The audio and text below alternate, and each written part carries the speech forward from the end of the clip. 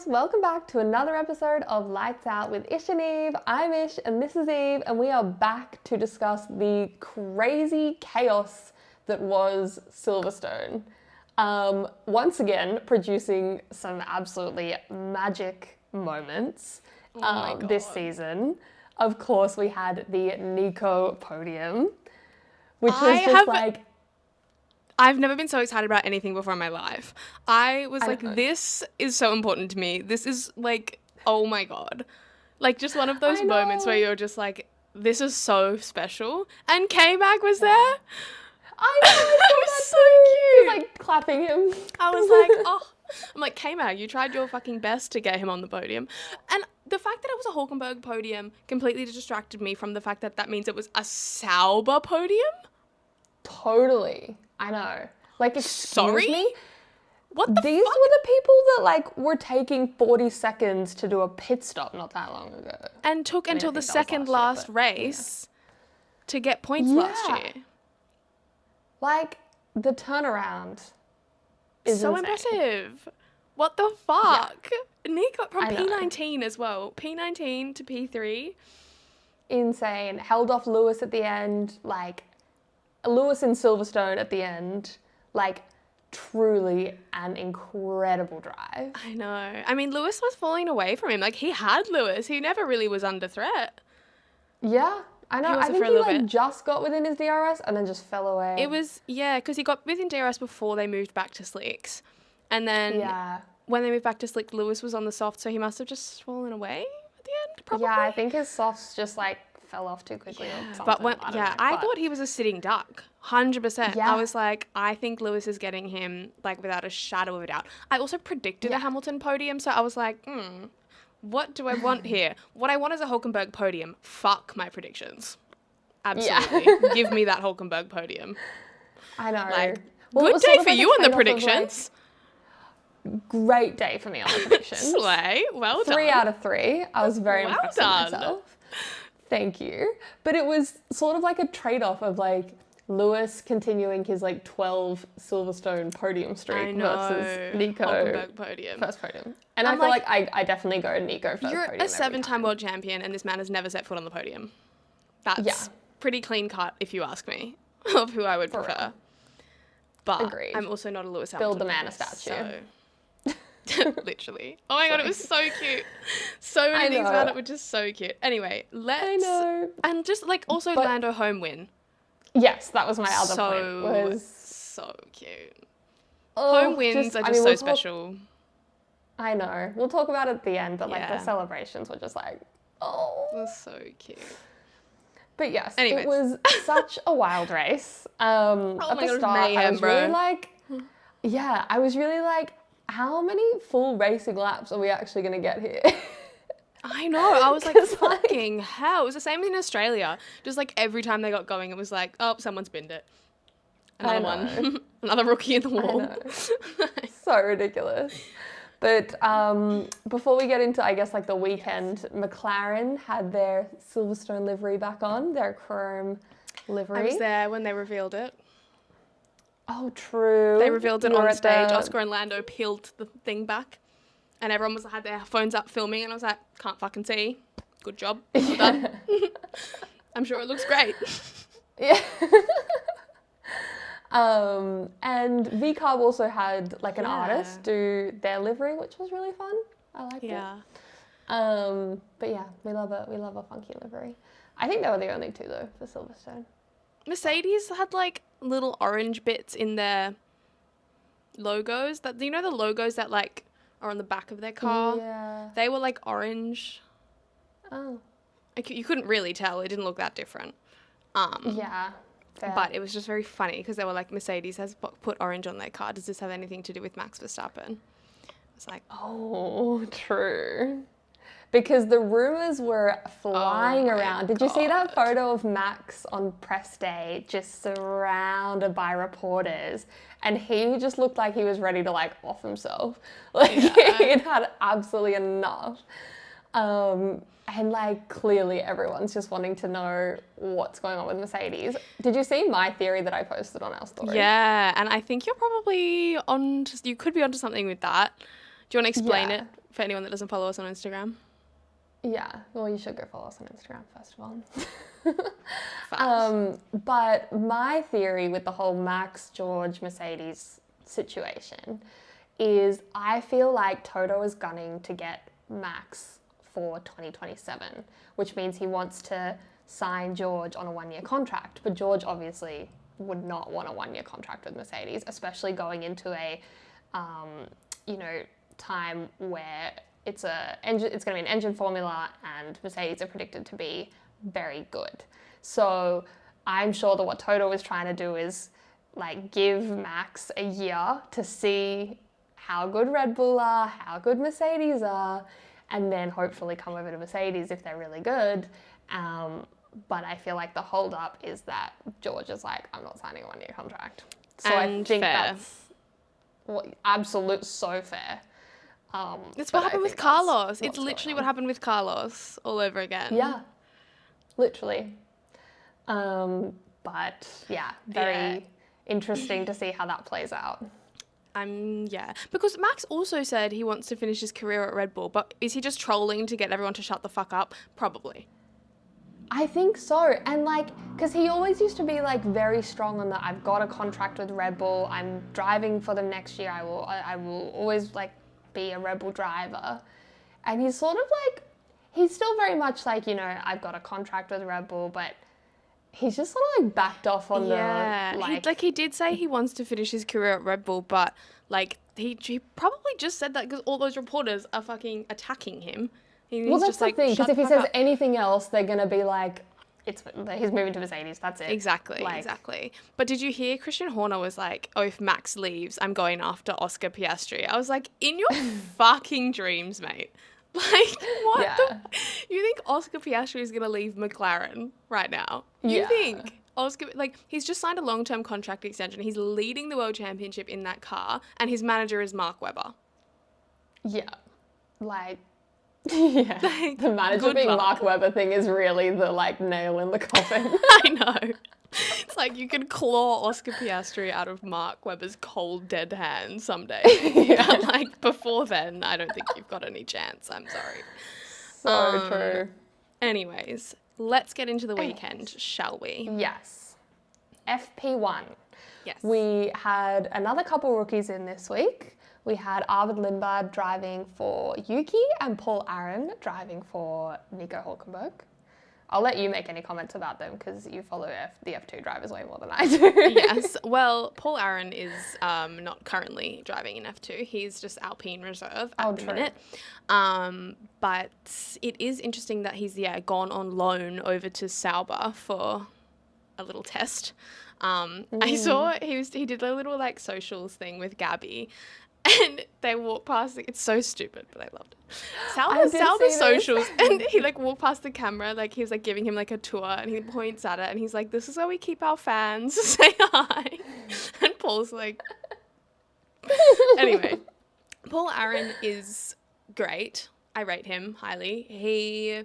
I really want him to get a seat. He was dropped by Mercedes Academy a couple years ago, and then was anyways, he is now an Alpine Reserve. But the fact that Alpine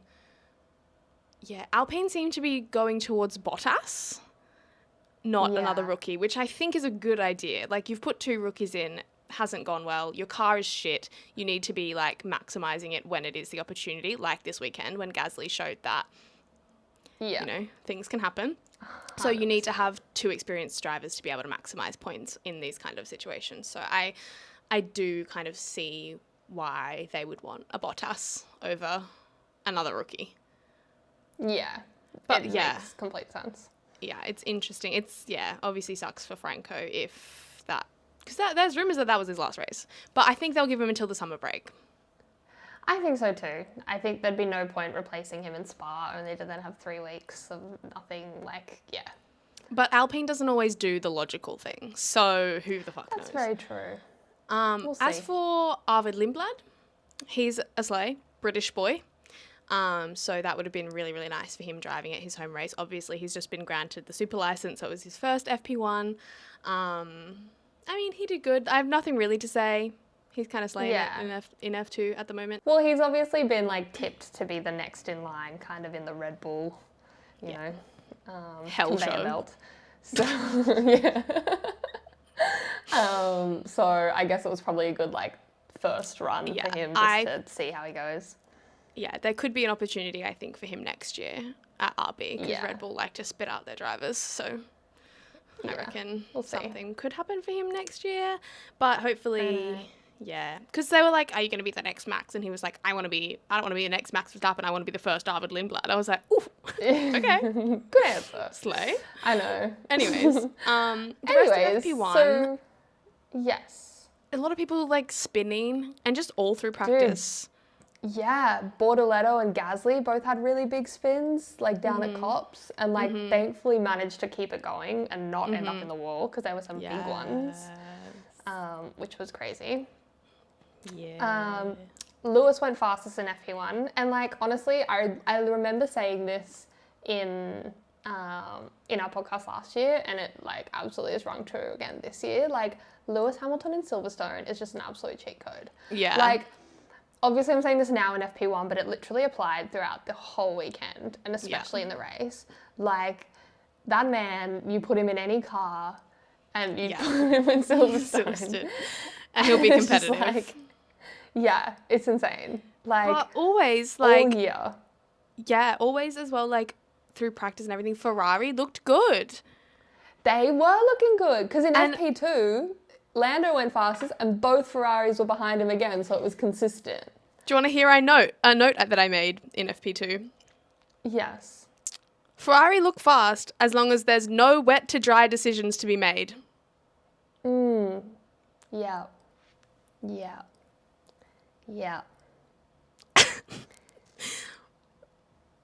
So that aged well. So well in the race. Yep. I fear I ate with that one. I should have put that as my prediction. You did. Dude, and at the start of the race, and I know I'm jumping around here, but at the start of the race, when they pulled Charles in the formation lap, I was like, no. You know what I was like? Because it was like, oh, are they going to come in? Are they not? And at that point, it was like, a gamble. And it wasn't just Charles. So I saw George come in, and then I saw Charles come in. And then when I saw Charles come in, I was confident with my McLaren staying out. I was like, if he's coming in, we're probably doing the right thing by staying out. Yeah. If you're doing the same tyre strategy in the wet as Ferrari, might want to rethink that one. Don't do that. Yeah. Yeah, exactly. So that was really great. Carlos had a big spin in FP2 and nearly ended up in the back of Lewis, which was kind of crazy. I saw people being like, he wants his seat back. For real. Fair. And then FP3, there was still more spinning. Bortoletto had another big spin that sent him on the grass. Flew. And he was like bouncing. Yeah. Because I was like, how did he break his suspension? He didn't hit the wall and he just bounced at high speed and his suspension was like... Yeah, for real. So his suspension that was not said great. Goodbye. I've had enough. Yeah. But also, FP3 was like super interesting because it was like very, very close at the top. There was the red flag, which came out because there was a piece of Haas on the track, I think. And Lewis was on his flying lap and going really fast. So I think there was like a bit of unseen pace there because obviously Leclerc went fastest, but Lewis didn't finish that flying lap. So it was like, where is he going to end up? Like, and obviously to have that in FP3, like right before quali was like T. And then Ollie. Yes. Binned it. He binned it hard. In the pit lane. Yeah. And Max came up behind him and was like, how did Max laughed at him. He was like, what is going on? What? Yeah. But like, real. Yeah, valid. It's a straight line. Slow down. I think what happened was like, it's obviously a very long pit lane and like you miss a lot of corners. So you come in and you miss the last couple corners. And when you come out, you miss like the first corner, I think, or two. Yeah. And there's a long stretch of pit entry and a long stretch of pit exit that aren't under the speed limit. So the drivers, like, they send it down there because that's basically still race time because it's not under the speed limit section. So I think Ollie was trying to practice that, but because it had been red flag conditions, his tyres were cold, probably. Yeah. Or his brakes were cold. And then he just, like, fucked it. But ended up giving him a 10-place grid penalty because at the end of the day, he's probably speeding under red flags, even though you're in the pit lane. Like, yeah, exactly. And that was so unfortunate that he had the 10-place grid penalty because he ended up qualifying P8. Like, I know, like the it would have one been time, phenomenal. the one time you qualify that high up, because Haas and their qualifying have been horrific this year. Yes. Race pace, okay. Qualifying, but yeah, you qualify like P18 all the time.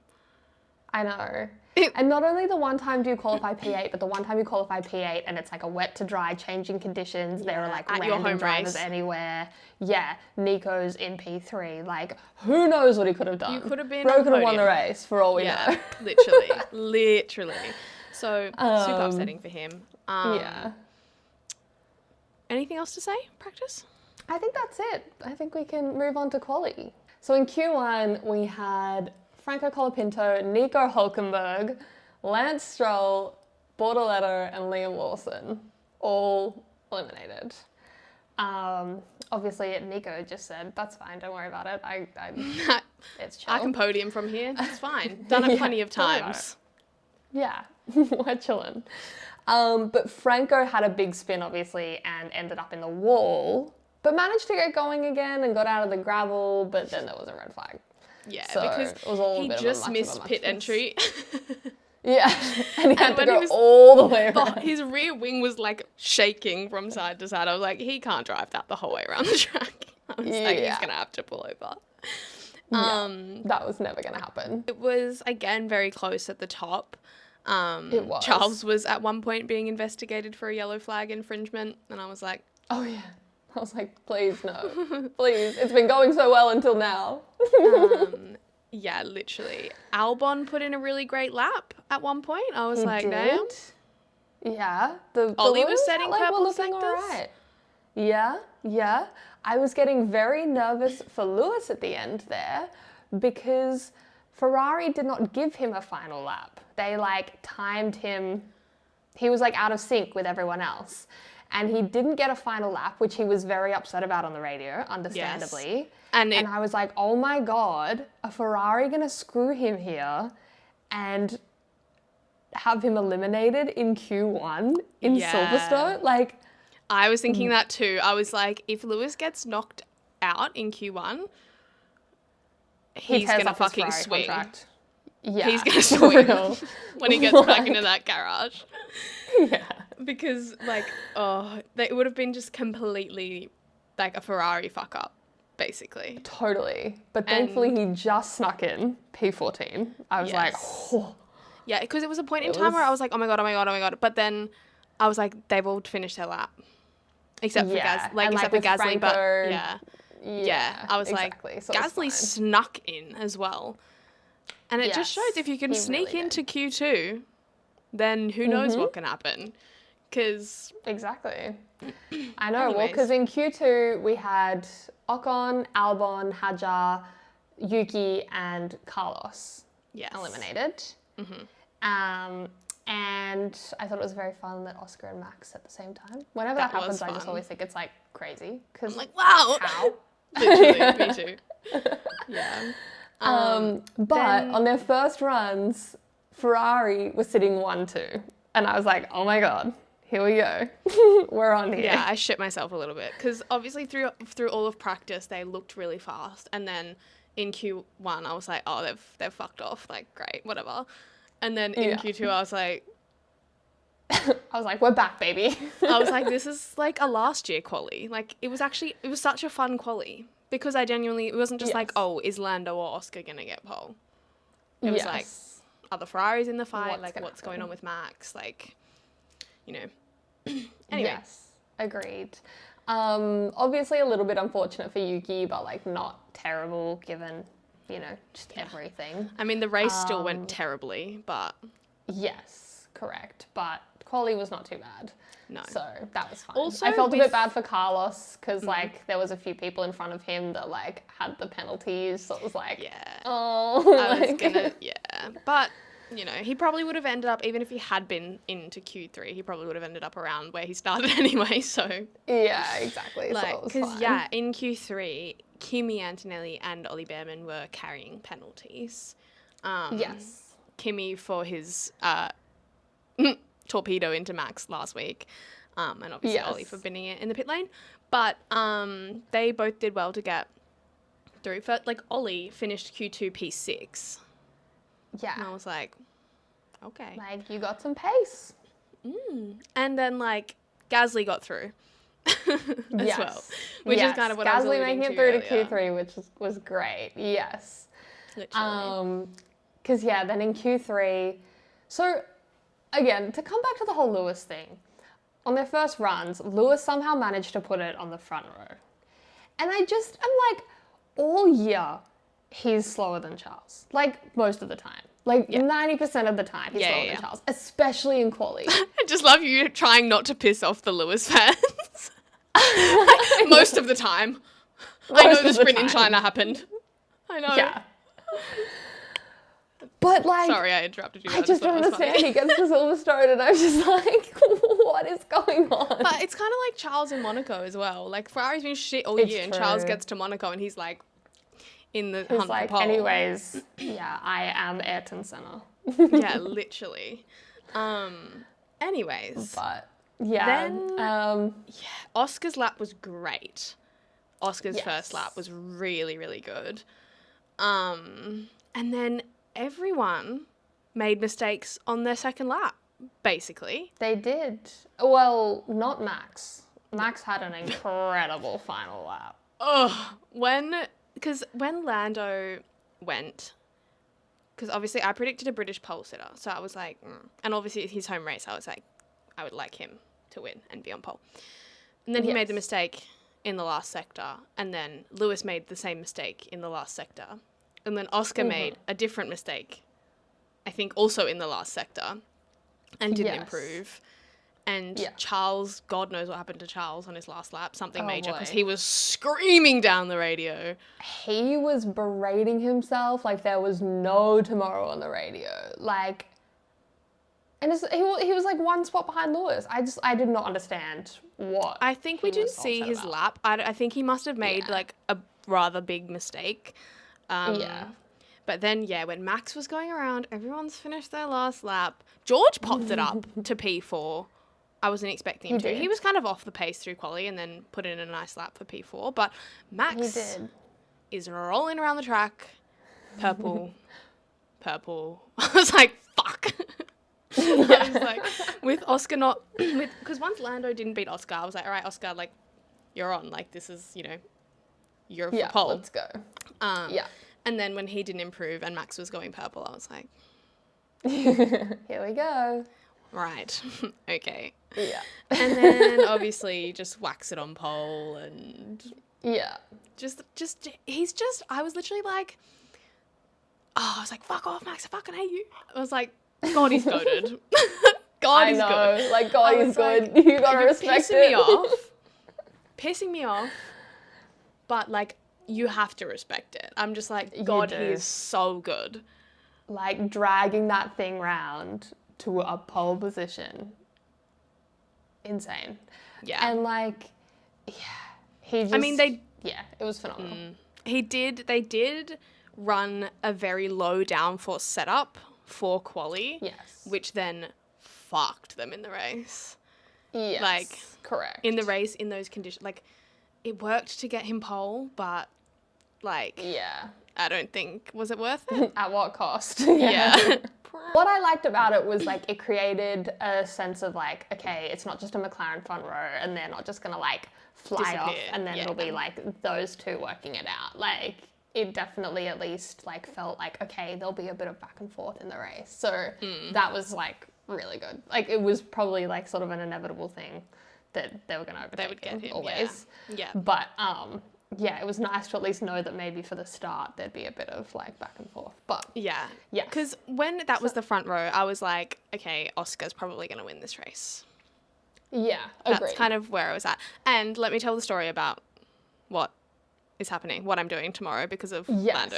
So, if you don't follow us on Instagram, My friend from Australia, also an F1 fan, also a McLaren fan, has been in London this past week. And she's traveling around Europe. She's currently in Paris. She's going to Nice tomorrow. She was like, join me in Nice. And I was like, I could do that. A couple days, go to Monaco, vibes.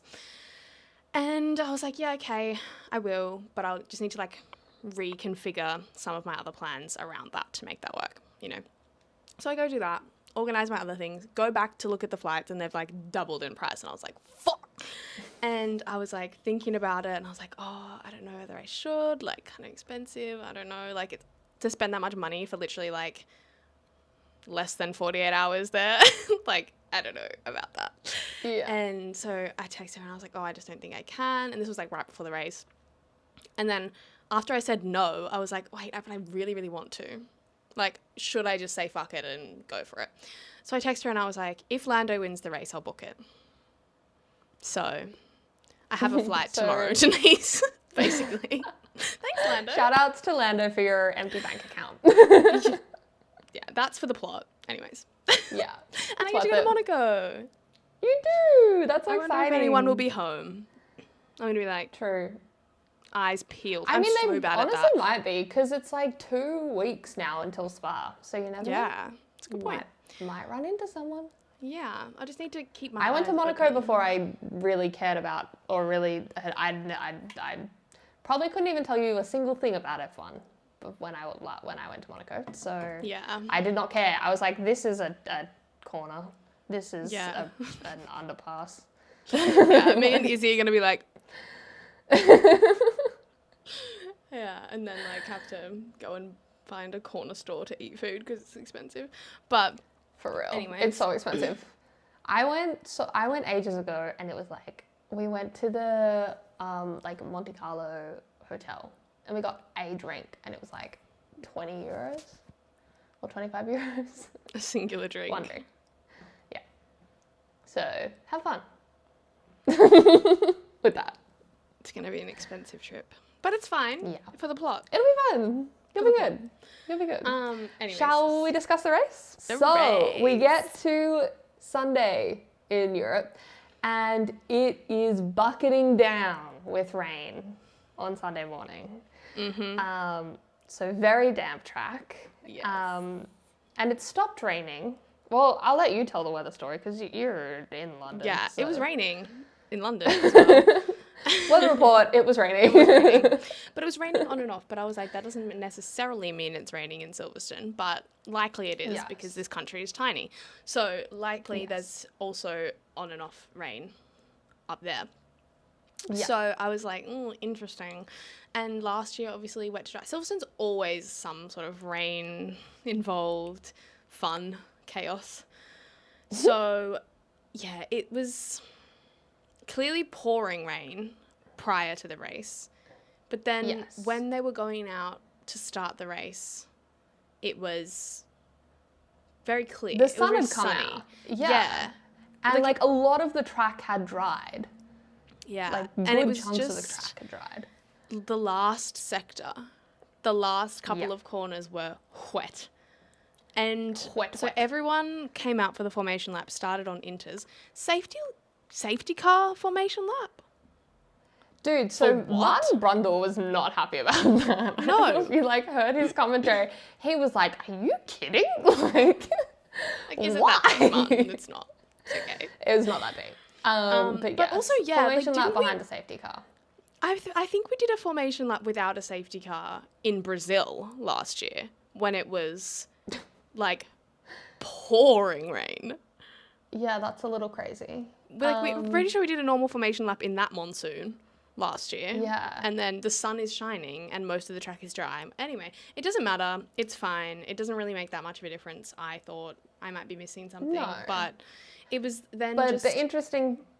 You go, sorry. Sorry, I was going to say, like, it was going to be potentially tricky with early pit stops if people didn't do what they ended up doing. But if they only went a few laps, McLaren would have potentially had to double stack and Ferrari would have potentially had to double stack to get off the inters if the track continued to dry. But there was also rain forecast in like 10 to 15 laps. And it was like, okay, well, if the track continues to dry really fast, are those inters going to actually work by the time we get to the rain? But obviously you don't want to go inter to slick, back to inter, all within 10 laps. Yes. It was like lose, the like, whole a race minute. was almost like like the whole race was like a big game of chicken, basically. Yeah. Of like, who is game enough to try and put on slicks, like, sooner. And the problem was that almost everyone that gambled on the slicks earlier, it did not work out. And they slipped and they slid and they went off and they hit the wall. And they lost heaps of time. Like, even and obviously for George and Charles, who put slicks on straight away in the formation lap, were just like losing so much time. So that was really Charles's race. If you're starting so high up, like, I can see it was a bizarre decision. It was, and it was obviously for if you're further down the order, maybe worth the gamble. I don't understand why George did it starting P4. No. Like, bizarre. I don't get it. But anyways, didn't end up working out at all for them, unfortunately. No. But it did kind of work out a little bit later for Lance Stroll, because Aston Martin pulled a blinder. They didn't pull him in on the formation lap, so they left him out until the track probably was okay for slick tyres. Yeah. Put him on a soft, and I was like, what the fuck? And then I was like, actually, they're so right, because everyone's churning through these inters. They're going to have to box for new inters when it rains anyway. Like, like everyone's going to have to pit again anyway. Totally. I've jumped a little bit ahead, but it was just topical. No, 100%. So, that's where I was just going to jump in. So the race started. Yes. Max got a great start. And like the front sort of order remained the same. But then Liam Lawson had a huge off getting hit by Ocon, which caused a VSC. And that's where people started, under that VSC, it was like, okay, how long's the VSC going to be out for? How many laps can we do on these inters to try and dry the track off, and then try and dive into the pits, like get on slicks as the safety car's ending to then like get going again. And it just didn't really work out for anyone. No, because then like Kimmy was like the only one that pitted, I think, under the safety car or the VSC. It didn't work out. Then like slid off the track immediately, and I was like, oh. Yeah. Which a few people did later on as well. It wasn't just him. Yes. Correct. But it was definitely looked like it was still too wet in that, like, but there was a point in time where the people on the slicks started to gain on the people on the inters. Like, they started to gain time. Like, the track did dry out, but then immediately after they started catching up, it started pouring rain. So it was like, I know, because Bortoletto did the same thing. He went off when the safety car restart, managed to get going again, but I think he then just ended up retiring the car. Yeah, and then Colapinto quietly retired. No, he never even got started, because he was starting he started from pit lane, so because of his crash in quali. And he came out did the formation lap, went back into the pit lane to start from pit lane, and got stuck in gear and couldn't get it going. He never joined the race. Oh. Yeah. I didn't even know that. They didn't show it. So they didn't show it at all. DNS, probably. Does that qualify as a DNS? Yeah. Probably. Interesting. But, yeah, they didn't even show it. But yeah, because Crofty on the commentary was like, looks like Colapinto must have retired. Like, at some point. His name's grayed out. Yeah. And at this point, I put on our story, bad day to be a rookie. And it was 3 rookies had DNF'd, and the other 3 were running last on track. Fast forward about 15 minutes, 2 more of them had DNF'd. And I was like, oh. Okay. Extra bad day to be a before rookie. It started raining again, the Lewis versus Lando battle, that was... Yes. That was a little tense. I was like, because then they both had a massive slide at one point, and I was like, guys, please. Yeah, that was kind of a lot, but it was fun to watch. Because that was around the same time where Oscar got past Max as well. Was like in that stint before it started raining again. Yeah, because Oscar basically got past Max, and then the rain like came back pretty much immediately. Yeah. And everyone that had like put on slicks 'Cause came back into pit. Lando got past Max as well. He did. He did and get then past immediately, because McLaren tried to double stack their pit stops. They had to. Yes, of course, because they were not going to do what they did last year and leave one of their drivers out, you know, an extra to lap dry. and make them lose 1 million to wet. Yeah. But yeah, so they double stacked him, but then they screwed up Lando's pit stop. So then Lando lost like a couple seconds in the pits, which meant that Max could overtake him in the pit. Yeah. So I was like, all that was nothing. But whatever. I know. Oscar Then pulled a fat lead, basically. Yes. And Lando was like clearly faster than Max, but it was just so treacherous offline and DRS was disabled that I'm like, he can't safely clear him. I think he didn't. He didn't clear him. He was stuck behind Max. Because the rain was so heavy. Yeah, and then because the rain was so heavy, they called a safety car, which was, I think, like lap 14. Like, all of this had happened within the first... Was that not for Hadjar going off? I thought that safety car was because Hadjar binned it. No, that was later. That was later. That was they the next restart. Yeah, okay. Yeah, so this one was because, there was so much rain that, they had to do that. And it was just so funny because at that point, because of very good strategic decisions by some teams and very poor tyre and strategic decisions by others, the top three of Oscar, Max and Lando were the next four drivers behind them were Stroll, Hülkenberg, Gasly and Esteban Ocon. Like, sorry, what? So what's good though. On? Like, this is what I love about wet races is the results that can just happen out of nowhere are so good. Like the double Alpine podium in Brazil last year. Like, sorry? And like Hülkenberg podium? Like, gassed, but what the fuck? And then, that was the restart where they were showing the track and you could only see the leading car because it was just spray. I was like, I can't see a damn thing. I can't imagine what they're seeing.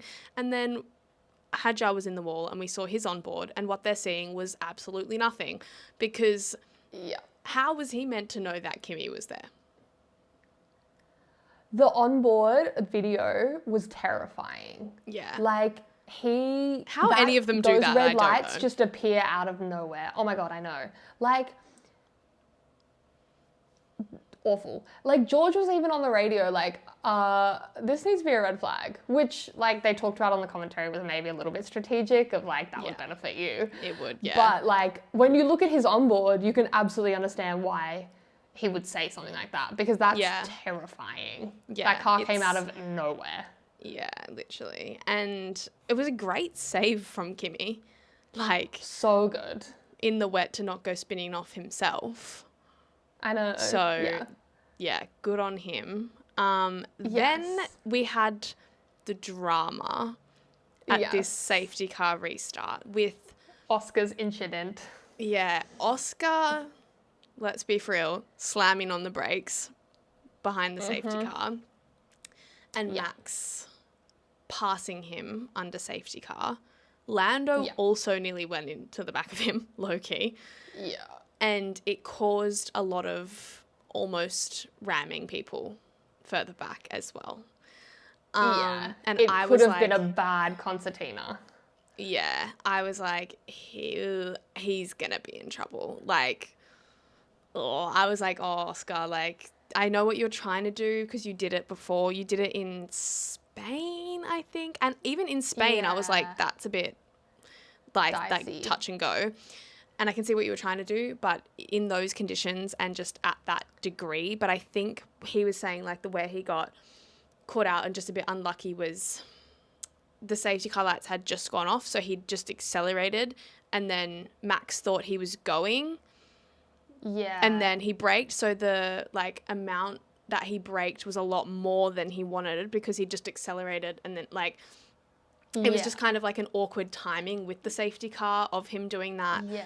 But at the end of the day, like, because obviously he was fuming about the penalty, not happy about it. I do agree with the penalty. 10 seconds is a lot. Yeah, I agree. I think 5 seconds might have been a bit more appropriate. Yeah, again, we're Australian, so could be some bias there. But, yeah, I just feel like 10 was a lot, but it's okay. It meant Lando won his home race, but, like, it was I know. I was kind of, like, happy with harsh. the outcome because I wanted Lando to win, so I was a bit like, oh. But, like, I mean, I just think, 10 seconds is a bit harsh. I mean, he dropped, like, 160 kilometers in speed. Like, from that braking. Like, that is not in the a wet small conditions drop as well. off. Yeah. Like, so not It safe. is unsafe. Probably not intended, but not safe. And therefore, like... Yeah, because he was blowing up. He was like, is. Russell can do it in Canada, but I can't do it here.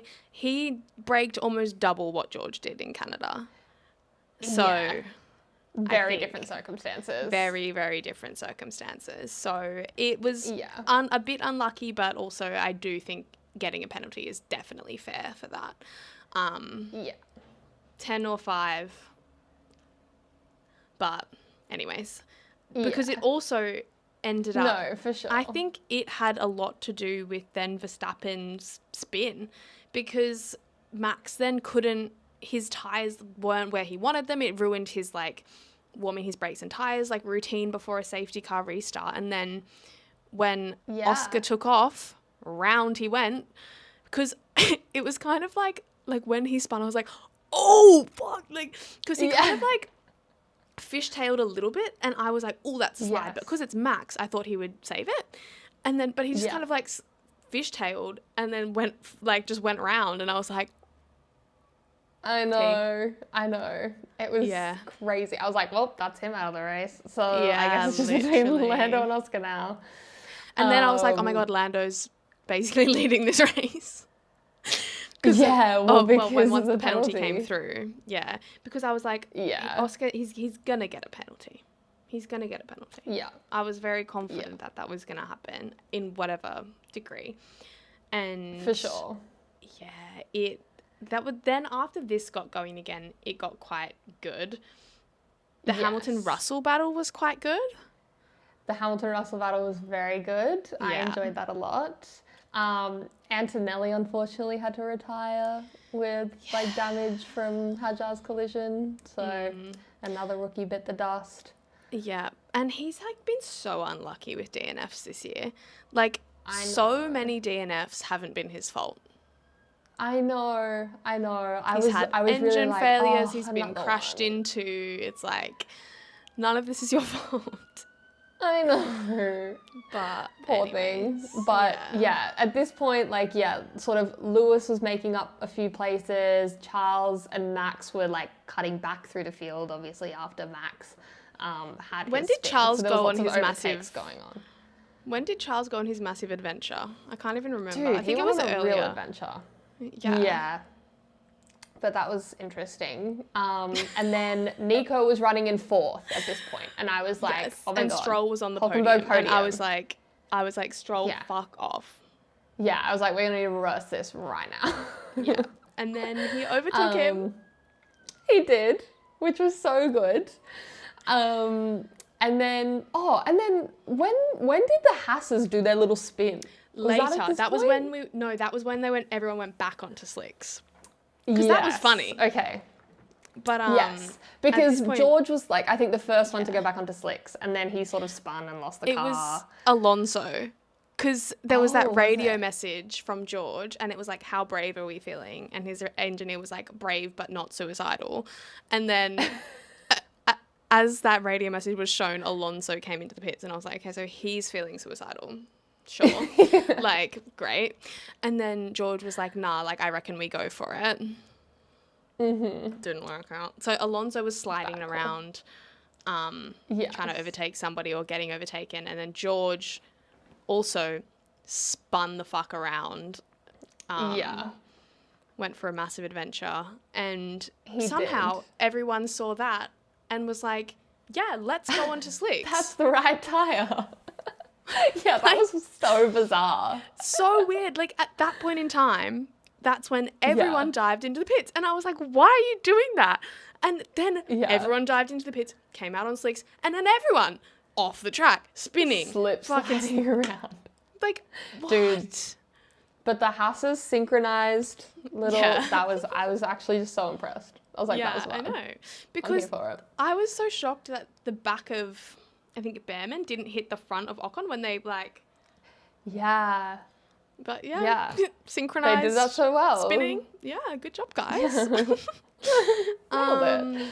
But then... At this point as well, Oscar was on the radio. Because it was probably, I think, like 10 laps to go or something like that. Well, wait. Because McLaren, I thought, shouldn't have come in for slicks. You're 30 seconds ahead of the rest of the field. You're 30 seconds ahead of the rest of the field. You're seeing everyone sliding around. Just wait. Yeah. Another lap or two. If you start losing too much time, you've got a 30-second gap. You'll be okay. Yeah. If you start losing a few seconds a lap, come in. Yeah. But also they couldn't double stack because of Oscar's penalty. Yeah. Lando would have been waiting for days to get his... Yeah. But... I was so nervous when McLaren went back onto slicks because I was like, oh my God. Because having seen everyone sliding around, I was like, oh my God. One of them is going to fucking spin out from... Anyways, sorry. Continue about Oscar's radio because this was insane. No. Yeah. So Oscar gets on the radio once they're both on slicks and Oscar served his penalty. So he's running behind Lando now, like properly. Yeah. And he gets on the radio and is like, well, if you guys think that penalty was unfair, like, we should switch the places back and, then we can fight. I mean, look, like, he had to say it. Like, I think it said a lot about, I think, where Oscar's headspace is at in the championship, that he even, like, tried to kind of go that angle. Clearly feeling threatened, which, as he should, Lando's on a charge, clearly. Absolutely. But that was never in any way, shape or form going to happen. No. Especially in his home race. Come on. And like, you can't penalise Lando because you think a penalty from the FIA is unfair. Like, you can't... What the fuck that got to do with Lando? Like, nothing. Yeah. Like, nothing. You can't... Yeah. Sorry. So, but that was... I heard him say that and I was like, no. And, like, obviously McLaren were like, no. But you're talking about McLaren, who are, like, terrified of team orders since Hungary. Yeah. I'm terrified of their team orders since Hungary as well. And, like, no. Like... Yeah. It was just never going to happen. I was like, good attempt, Oscar, but it's never going to happen. Worth a try, sure. But you can't be doing that. And can you imagine what people would have said if Lando had asked for that? Oh, I know. Like, there are so many things, because Oscar was not a happy camper. And there were so many things that he, like, did and said, and I was like, kind of funny, like, whatever. But if that was Lando, people would be like, this little fucking brat, like, crybaby, like, but anyways, I don't need to get into that. There were definitely some things that Oscar said, I was like, come on, man. Like... Yeah. I was like, you're a nonchalant king. We'll get there. Yeah, you need to... For real. I was like, I like you as your nonchalant little self. It's okay. Yeah. But it's good to see that he is human. Totally. And Lando will see get that frustrated and be like, aha, he can crack. Nothing that I can do can make him ruffled. Crack. But he's going to be out with fucking a vengeance in Spa. I'm a little bit scared of him. But keen to see it though, because I want to wear my Piastri shirt for podcast again. It's been a while. True. But then obviously we were on the final stint and I was super nervous that Lando was going to spin or something. And it was also really funny when he got told Oscar had a moment, so be careful. And he was like, where? Like, don't, like, that's unhelpful unless you tell me where. That doesn't help me. Yeah. Like, everyone's had a moment. Tell me where. Yeah. But, I was also like, when the camera was showing Lando, I was like, don't show me Lando. I don't want to look. I don't want to look at him. I want to watch someone else fighting in the midfield, like Carlos and Charles. Yeah. Yeah. Having multiple incidents.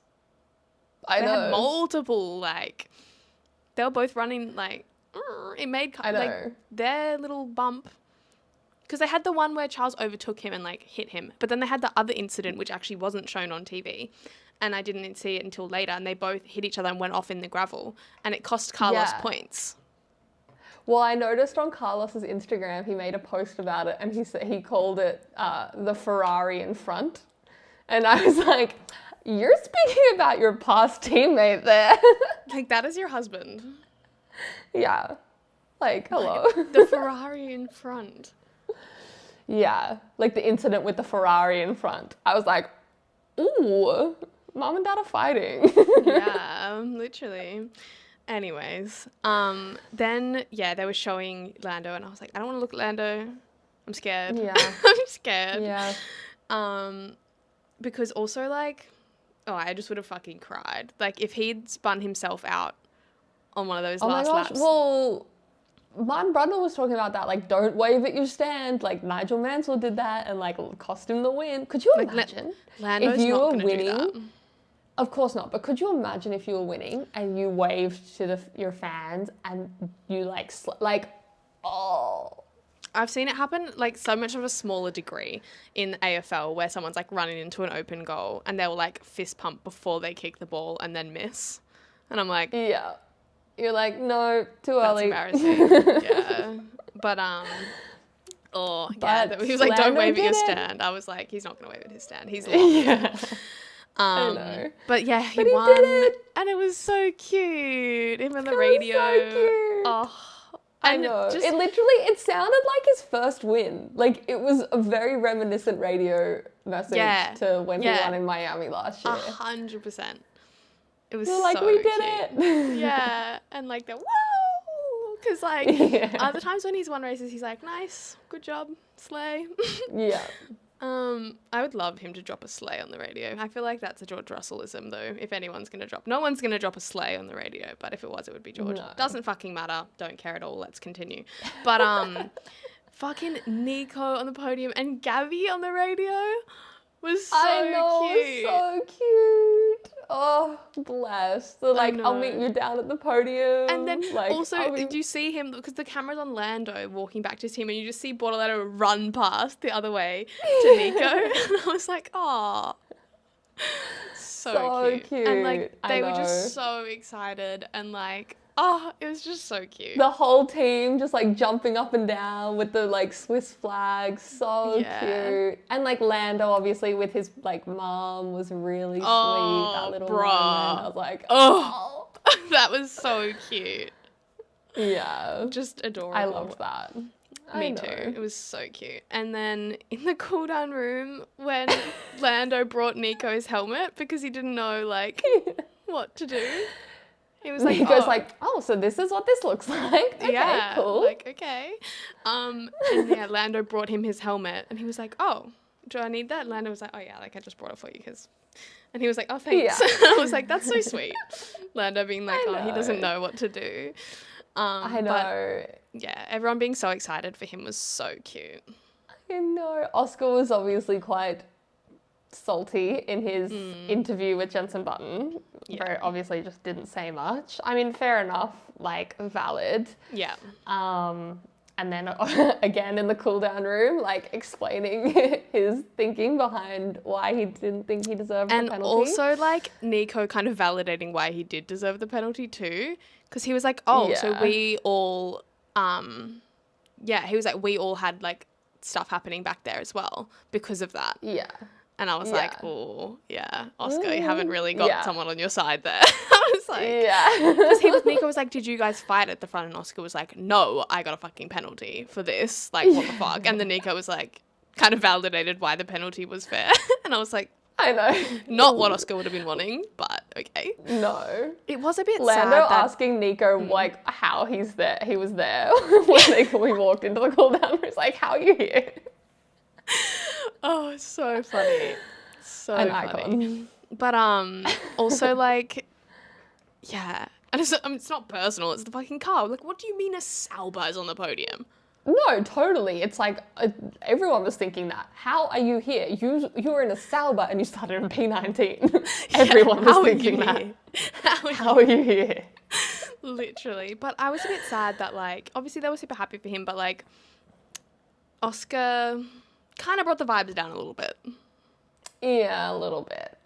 And like the podium, I was a little sad that they didn't like immediately celebrate drench Nico Nico as much as much as they maybe should have. I get like there's two things going on. Like there's Lando winning his home race as well. Yes. Which should have been like majorly celebrated, and obviously Lando's going to go celebrate that with the McLaren guy. Yeah. But then like Oscar's just pissed. I think if Oscar wasn't pissed, he would have been a bit more like celebrated with Nico. Yeah, I think also, so too. The fact that Nico's fucking trophy was made out of Lego. Dude, I know. I hope he gets a real one. So it makes me so upset about it. I know. It makes me so upset about it in the press conference, and like the way he said it, I know he was sort of just like intending it to be a bit like, why have they given you a Lego trophy? Yeah. But like the way it came off was, just a little bit. How's it going? And like a bit icky. Unfortunately, I think people jumped on him online a little bit about that. Which is sort of like fair enough. Like you probably just shouldn't have said it like that. But honestly, like the point still stands. Give the man an actual trophy. If all that man gets is a Lego trophy. Yeah, because Nico was like, I'll take what I can get. Like my daughter can play with it. Yeah, like my daughter will play with it. Yeah. But like, bro's been in F1 for 15 years. This is his first podium. Give him some silverware. Give him a proper one. Yeah. Yeah. I hope Sauber like makes him something because I know. Like for anyone else, whatever. Sure. Yeah. Like, I'm sure Oscar doesn't want his fucking P2 trophy anyway. Yeah. Anyways, I digress. I know. Yeah, but I think there was just like a couple of things I'm like, oh, it would have been nicer if it was like celebrated properly, but whatever, it's fine. He was still on the podium. I'm sure like the fact that he was just on the podium means more than the trophy would. Totally. Like, the trophy's a memento, and he got on the podium, and no one can ever take that away from him, Lego trophy or not. I know. So, yeah, we love. So cute. Such good vibes. So cute. Yay. Anything else to say about the race, or I don't think so. Should we do our awards? Yeah. Who was your biggest winner? I don't think anyone should be surprised by this, but Nico Hülkenberg. Yep. And Lando. Yep. Completely agree. I also had Pierre Gasly in there just for something different. Just for coming P6 in a car that he's having to like haul ass with around that track. So yeah, literally. Yeah. Very good job there. Love that. Biggest loser, who did you have? Oscar. Yep. And I also put RB because double DNF. Yep, and I had them too. Just the rookies because Ollie was the only survivor. True. And he had multiple expeditions off the track as well. He survived. True. Yeah, he just didn't have a good time. Yes. Yeah, I also had Lewis just for losing his like 12 race podium streak at Silverstone. Yeah. So that would have been like a little bit of a hit for him, I'm sure. So yeah. Silliest surprise. I wonder what it could be. Like everything. Yeah. There was so many silly surprises. Obviously, Nico Hülkenberg and Sauber podium is like the silliest the obvious surprises. One. But I wrote some others down as well because I feel like that's just the obvious one. And I'm like, winner, Nico. Driver of the day, Nico. Silly surprise, Nico. Moments, Nico. Like, Nico. So I wrote down some other silly surprises as well. Nice. Like Stroll running in the podium places. Yeah, true. That was fucking random. Everyone going back onto slicks so early. Yeah. Like, very random. What? And then also Verstappen pole was a bit of a silly surprise. Very true. All very surprising. Yeah. They are my backup silly surprises because I was like, I don't want to just say Nico Hülkenberg for every award. So valid. I took the easy route and just said Nico. Biggest meme. I saw a lot of different memes and a lot of them were like along similar vibes. Yes. So like I didn't screenshot any, but like there were a lot of synchronized swimming memes with the fast cars that I saw. There was a few Oscar the Grouch from Sesame Street memes. Yes. That I saw. Again, obvious reasons. And I thought one that was very funny was, it was like a TikTok and it was like, you know that TikTok sound? It's like, nothing beats a jet to Yes. holiday. And it's like that, and it was just a compilation of cars going off. Yeah. Love that. That's so funny. I thought that was very funny. I actually saw a TikTok comment that I need to mention as well in this segment, because I forgot to mention it earlier. Someone was like, all of the Ferrari memes about like, I can't keep doing this, the horse is leaving, those sorts of things. Yeah. It was something along those lines. And I looked at the comments and someone was like, I think I've forced my last Ferrari. And I was like, dude, I know. It was like looking good for a second for Charles, and then I like blinked and he was like at the back of the pack again. Yeah. I was like, cool. And like, same with Yuki. We haven't even talked about Yuki, but like terrible race for Yuki. Yeah. Anyways. From the Olympics, the gun guy? Yes. The Turkish gun guy. The Turkish guy. Yeah. With just like his hand in his pocket like this, and then the other people with all of the different like visors, like the little lenses and shit all around their head. It's like that one with like all of the like contraption stuff, and it's like McLaren, and then the guy like this, and it's just like Verstappen. Yeah. So true. And then the other one I have is just like this meme, and it's like Nico Hülkenberg first podium, but what did it cost? And it's like everything, but it's Lewis's streak. True. And I'm like, well, yeah. Yeah. Well, true. Did you have a useless stat? No. I was looking for one and I couldn't find anything fun. Do you? I do. And I'm actually very proud of myself for the stat, because normally I just like seek one out that's already been like researched for me, and I just I'm like, oh, that's fun, I'll talk about it. But this one, I like thought about it myself. You were like, pondered I wonder if it was true. Ooh. Yeah, and then like sorted out, and I found it, and it paid off. So nice.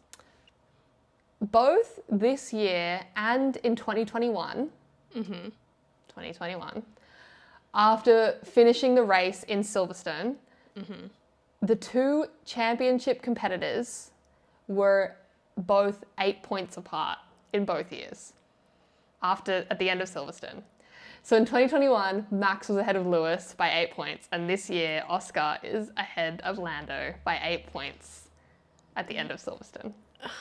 It just makes me horribly stressed. I don't know what that says about the rest of the season, but yeah. It just makes me so anxious. Because that's the thing. We are like bang halfway through the fucking season. Yeah. I think there's a couple of races. We're at in 2021. Yeah. Who was your driver of the day? My driver of the day, I agreed with the vast majority of the people, was Nico Hülkenberg, obviously. Yes. Just incredible race. There is no one else that is even in the league of being driver of the day. Fully in my agree. Opinion. Yes. Yeah.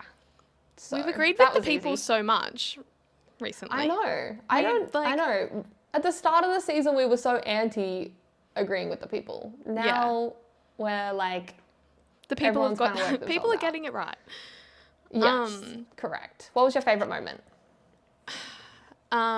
Just like, it's a mixture between like the Lando home race win and the Nico Hülkenberg podium. Like all the celebrations for both of those things were beautiful. And there was a lot of moments in the race when I was just like on the edge of my seat. Like, yes. So when I feel like that during a sports game or a race, that always makes me happy, even though it's horribly stressful. Makes me feel alive. I have the exact same stuff. Yeah, like the celebrations at the end, and like, just watching the race, particularly at the start with all the rain on and off, like not knowing who was going to be the next to spin off and what was going to happen. Like, it was just like fun to watch. So that was good. But I think that's kind of it. So I think so. We're off to Spa in 2 weeks. We have a 2-week break, and then we're off to Spa. And it's a sprint weekend, which it was not last year. No. So this is the second. It's been a while between sprints. It has been a while between sprints, but this is the second time it's been a sprint in Spa. I don't feel like Spa is the best track for a sprint. Like, it's a very long track, and it's a very like safety car, high probability track. And I just think if you're like if you don't have many laps, like what, like, and you get a safety car, then there's just not going to be that much racing. So for sure. But it's also interesting for a sprint weekend at this point in time with Oscar and Lando separated by 8 points in the championship. Because what do you get for winning a sprint? 8 points. 8 points. So there are valuable points on the line That's for Oscar very and true. Lando. So it's true. very interesting. And it said there's another whole qualifying because obviously we know how that's been going recently, and it'll be very interesting. Obviously last year in Spa it was dramatic to say the least because George Russell, he called his own tyre strategy and he won himself the race, and he was disqualified for his car being underweight. I know. So unfortunate. And it was a Mercedes one and, too. like, it was a Mercedes one too. Yeah. So Lewis got the win, officially. Yeah. Yeah. And with Oscar I and can't even Charles in remember. P2 and P3. Okay, there you go. Yeah. Where the fuck was Lando? I don't know. I don't remember. I think like just outside of that, like P4 or P5 or something. Okay. Like that. But yeah. And Max. Yeah, I think either P4 or P5, whatever, like They I think it didn't was bump something like in that. that race, I don't think. But anyways, No. I don't remember as much about that race as I do some of the others. No. It all But, sort of faded away as George got disqualified, and that was kind of the main exactly. thing that I remember. But That was so sad. yeah, it'll be interesting to see how we go. And obviously the last race before the summer break. Is it? And yeah. Oh, okay. I thought we had one other, but I don't know what I thought it was. Yeah, I'm pretty sure it's the last one. Nice. So yeah, I think we have like a 3-week break after Spa. Nice. We should film another debate while we wait. Reacts video. I think we should do do that. that. Debate while we wait. Yeah, agreed. I think 'cause that was debate fun. while we wait. If it was fun for anyone that hasn't seen New our followers. YouTube video for debate while we wait, yeah, go check it out or don't. But basically, it's There'll be another one coming soon. I just said that we're true. doing that, by the way. We haven't actually talked about it. I just said, yeah, I'm gonna we'll do a work it debate while out. we wait. But if you have, basically, it's just us talking about like controversial F1 opinions and topics and things like that. So if you have a topic you want us to discuss, we will do it. So drop it in the comments. Yes, and we like we'll to make a list. discuss things and hot takes from our followers. Like, we ask you guys to tell us your hot takes, and then we will discuss and unpack. Correct. And it was so fun when we did it in the off season. Yeah. No, I really also enjoyed it. think- We should definitely do it again. Yeah, we should maybe have a little look back at our predictions and just our like predictions episode and see how it's a halfway going. point check-in. Yeah, something like that. I don't know. We need to discuss God. like off the episode, but like Yes. we'll figure it out. We've got a few things because someone also was asking a few weeks ago and was like, "Can you talk about like which tracks you would bring back if you could of like old tracks?" And I was like, "That's a good question." Yeah. And I was I like, wouldn't maybe even we know. could. I would have to do some research. Yeah. Not Vegas. Well, that's still on the calendar, so you wouldn't be bringing it that's what I back. mean. Because we were saying like, oh, we're losing Imola, and we're getting these like shitty American tracks. Like, what would you bring back? Oh. I think it was a complaint about Imola. I think that was the context of the comment. I think it was a complaint about losing Imola. Sure. Maybe that can be one of our debate while we wait topics, because I don't know if this is a hot take, but I love Vegas. I think it's a great track. Anyways, beside the point. Disagree, but okay. I'd love to go to that race. Yeah, it'd be fun. Yeah. For real. Anyways. I Anyways. think that basically brings us to the end of our episode. So if you're listening, give us a 5-star review because it really helps us out. And if you're watching on YouTube, like the video, comment your thoughts and subscribe so you don't miss the next episode. And we'll see you next time. Bye. Bye.